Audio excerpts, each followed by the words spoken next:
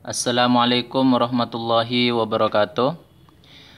Kali ini saya akan menjelaskan tentang koefisien multinomial. Nah, koefisien multinomial itu merupakan lanjutan dari koefisien binomial. Dan ketika nanti koefisien multinomial ini bisa kalian pahami dengan baik, maka sebenarnya dalam menentukan nilai pada koefisien binomial itu bisa menggunakan cara koefisien multinomial ini. Nah, jadi kalau multinomial berarti suku-suku yang dijabarkan itu dari bentuk aljabar tidak hanya 2 suku, tapi bisa 3 suku atau 4 suku dan seterusnya, gitu ya, dipangkatkan suatu bilangan. Nah, salah satu contoh soalnya itu seperti ini. Jika dalam kurung X1 plus X2 plus X3 plus X4 dipangkatkan 5 diekspansi. Nah, ini kan bentuk aljabarnya itu terdiri dari 4 suku ya. Nah, dia dipangkatkan 5. Berapakah koefisien dari yang pertama X1 pangkat 3, X2, X4, dan yang B X1, X2, X3, X4 kuadrat. Nah, bagaimana sebenarnya cara menemukan jawabannya? Nah, yuk kita ikuti pembahasan tentang koefisien multinomial terlebih dahulu.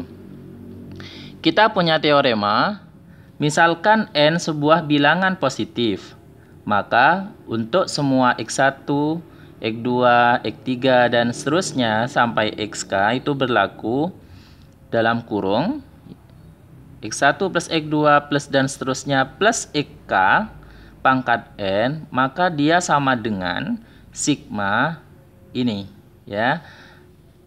Ini adalah koefisien dari X1 pangkat N1, X2 pangkat N2 dan seterusnya Xk pangkat Nk.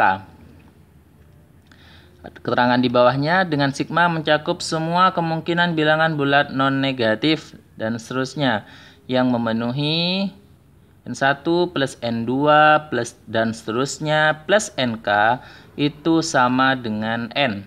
Nah, ini seperti halnya yang waktu di koefisien binomial, di mana waktu itu kan kita pangkat-pangkat dari variabel tersebut dijumlahkan harus sama dengan N, pangkat dari yang awal, yang ini ya, dari aljabar yang kita pangkatkan, yang kita jabarkan itu. Ini ya maksudnya. Nah, kemudian jadi ini di dalam sigma ini menunjukkan suku ke N dari penjabaran ini, rumus suku ke N-nya ya. Ya. Koefisien suku X1 pangkat N1, X2 pangkat N2 dan seterusnya Xk pangkat Nk adalah ini. Nah, ini diartikan sebagai N faktorial sama dengan N1 faktorial, N2 faktorial, dan seterusnya terakhir Nk faktorial. Bagaimana cara membuktikan teorema ini? Oke. Mari kita ikuti bersama. Yang pertama, kalau kita memiliki suatu bentuk aljabar yang dipangkatkan N, itu artinya kan kita mengalihkan sebanyak N faktor kan. Misalkan ini pangkat 2, berarti ini kali ini, 2 kali kan ya. Tapi karena dia pangkat N, maka di sini kita kalikan ini, kemudian kalikan lagi, dan seterusnya sampai N buah faktor, N faktor gitu ya. Oke, kemudian langkah kedua, kita ekspansikan perkalian tersebut. Jadi kita kalikan ini satu-satu, jabarkan gitu ya. Ternyata setelah kita ekspansikan, Dari setiap faktor kita dapat memilih X1, X2, dan seterusnya XK, maka banyak suku yang terbentuk adalah KN. Maksudnya apa? Kok bisa KN? Jadi begini. Ini K pangkat N ya, bukan KN. Ini misalkan. Ini kan ada N faktor kan. Sedangkan di sini terakhirnya di setiap kurungnya itu sampai suku ke K. Maka banyaknya suku yang terbentuk adalah K pangkat N. Tuh. Kita ambil contoh misalkan. Silakan bisa kalian sambil lalu dicatat ya. Jadi dalam kurung A plus B pangkat 3 misalkan ya. A plus B pangkat 3. Nah, atau sambil ingat di koefisien binomial itu. Nah, A plus B pangkat 3. Maka banyak suku yang terbentuk adalah K pangkat N. Kalau A plus B berarti K-nya kan dia ada 2 kan. X A B berarti kan X1 X2 gitu kan ya. Sedangkan N-nya itu kan pangkat 3. Berarti 2 pangkat 3 nilainya berapa? Ya, nilainya 8. Betul. Jadi, memang benar kan bahwa dalam A plus B pangkat 3 itu banyak suku yang terbentuk adalah 2 pangkat 3. 8 kan ya? Ya. Jadi A plus B kali A plus B kali A plus B.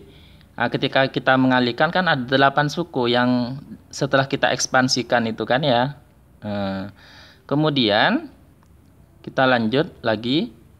Berarti secara umum kalau misalkan saya ulangi lagi, kalau sampai XK di dalam ini ada sampai suku ke EK, berarti kita banyak sukunya itu kita peroleh K pangkat N. Yang keempat, setiap suku dapat dijajar dalam bentuk begini. Dengan N1, N2, dan seterusnya NK, bilangan-bilangan bulat non-negatif yang memenuhi, kalau dijumlah sama dengan N. Seperti yang di koefisien binomial juga. Setiap suku kan mesti memuat suku-suku, variabel-variabel dari jenis-jenis variabel yang ada kan ya. Nah, ini misalkan X1 ditambah X2 dan seterusnya sampai XK, berarti setiap suku itu memuat X1 pangkat N1, X2 pangkat N2 dan seterusnya sampai EK pangkat NK. Cuman di sini yang membedakan setiap suku itu N1-nya bisa berbeda dengan N2 dan seterusnya. Suku-suku berbentuk X1 pangkat N1, X2 pangkat N2, dan seterusnya, XK pangkat NK, itu dapat diperoleh dengan memperhatikan ini. Jadi begini, misalkan, memilih X1 sebanyak N1 dari N faktor. Misalkan, kita untuk kurung pertama, kita milih X1. Memilih berarti kan sama halnya dengan kombinasi ya. Memilih X1 berarti anggap kurung pertama saya milih X1, kurung kedua saya milih X1 lagi misalkan. Berarti sebanyak berapa? Sebanyak N1 dari N faktor misalkan. Jadi dari perkalian aljabar yang sampai N buah faktor ini, saya milih X1 di 2 kurung misalkan. Berarti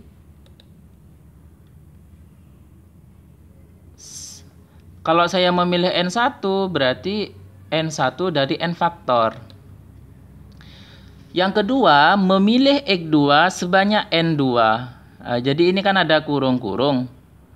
Jadi X2-nya saya pilih di kurung yang mana saja begitu. Tapi sebanyak N2. Berarti N2 itu dari N-N1 faktor sisanya. Maksud dari N-N1 faktor sisanya, tadi kan dari N buah faktor ini saya milih X1 sebanyak N1 atau 2 kurung misalkan 2 kurung. Berarti sekarang kalau misalkan N-nya itu 8, jadi di sini itu tinggal 6 gitu. N2 kita milih berapa?